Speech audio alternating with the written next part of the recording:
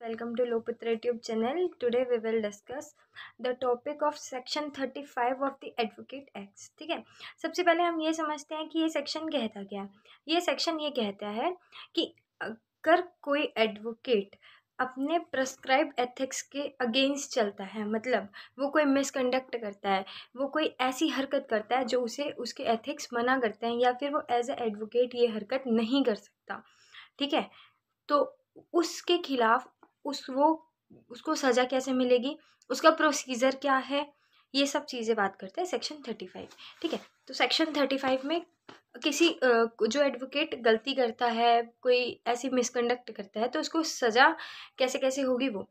तो सेक्शन 35 ये कहता है कि जो एडवोकेट गलती करता है उसके खिलाफ स्टेट बार काउंसिल में कंप्लेंट दर्ज होती है। ठीक है, अब ये हर स्टेट का अलग अलग होता है। किसी स्टेट बार काउंसिल में तो ऐसे ही कंप्लेन हो जाती है, और किसी स्टेट बार काउंसिल में इसकी एक प्रेस्क्राइब फीस होती है। एक प्रेस्क्राइब फीस को पे करके जो कंप्लेन करता है वो पहले फीस देगा, देन उसके बाद वो कंप्लेन रजिस्टर करवाएगा अपनी। और इसके बाद होता है कि स्टेट बार काउंसिल ये चेक करती है कि ये जो कंप्लेन दी गई है, जिस एडवोकेट के खिलाफ ये कंप्लेन दी गई है, क्या उसने ऐसा सही में कोई मिसकंडक्ट किया है या नहीं किया है। ठीक है, इफ़ इन केस अगर स्टेट बार काउंसिल ये पाती है कि उसने ऐसा कुछ नहीं किया, तो वो सीधा सीधा कंप्लेंट को रद्द कर देगी।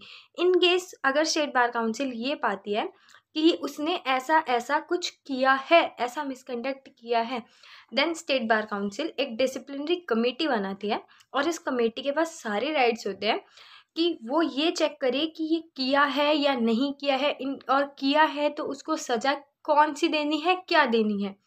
ये सारे राइट्स किसके पास होते हैं? डिसिप्लिनरी कमेटी के पास होते हैं।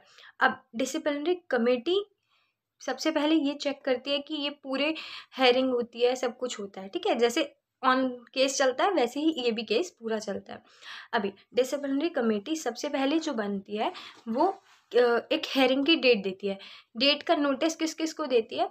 एक एडवोकेट जिसके खिलाफ वो कंप्लेंट की गई है, दूसरा advocate general, state bar council के एडवोकेट जनरल को। ठीक है, अभी उसके बाद उस हेयरिंग में वो जो पाती है, उसके बाद उसकी सज़ा। अब वो सज़ा क्या दे सकती है? सज़ा में वो फ़ाइन दे सकती है। फ़ाइन कितना हो सकता है? फ़ाइन हो सकता है 3 लाख से लेकर उस एडवोकेट के हेयरिंग का कॉस्ट जितना। ठीक है, या फिर उसको कुछ टाइम के लिए सस्पेंड कर सकती है, उसको रोक सकती है, परमानेंट भी रोक सकती है, उसका नाम बार में से हटा सकती है ऑन रोल।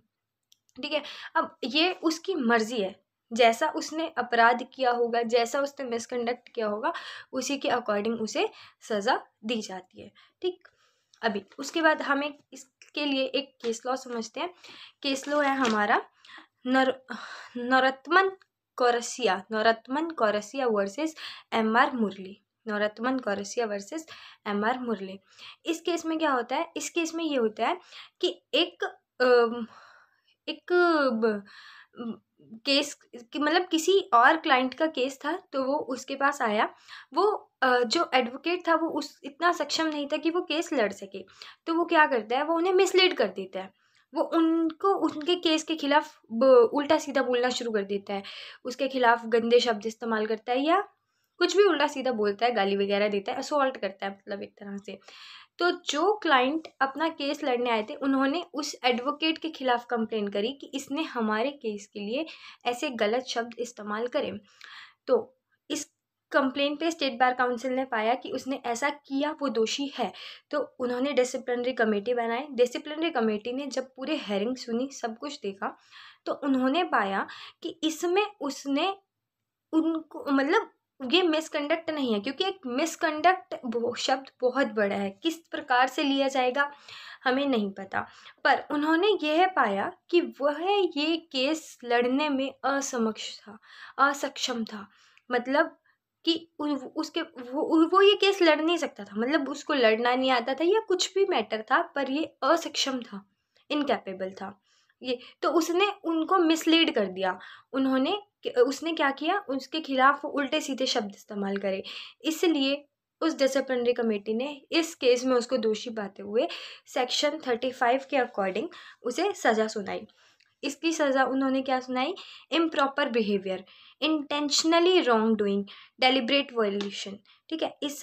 इन सब की सज़ा के लिए उसका 3 महीने के लिए उसकी जो मतलब उसकी जो प्रैक्टिस थी वो सस्पेंड कर दी गई, ठीक है। इसी के साथ हमारा section 35 of the advocate act ख़त्म होता है। Thank you for watching this video. और भी ऐसी मोर इम्पोर्टेंट वीडियोज़ के लिए इस चैनल को लाइक करें, सब्सक्राइब करें। Thank you.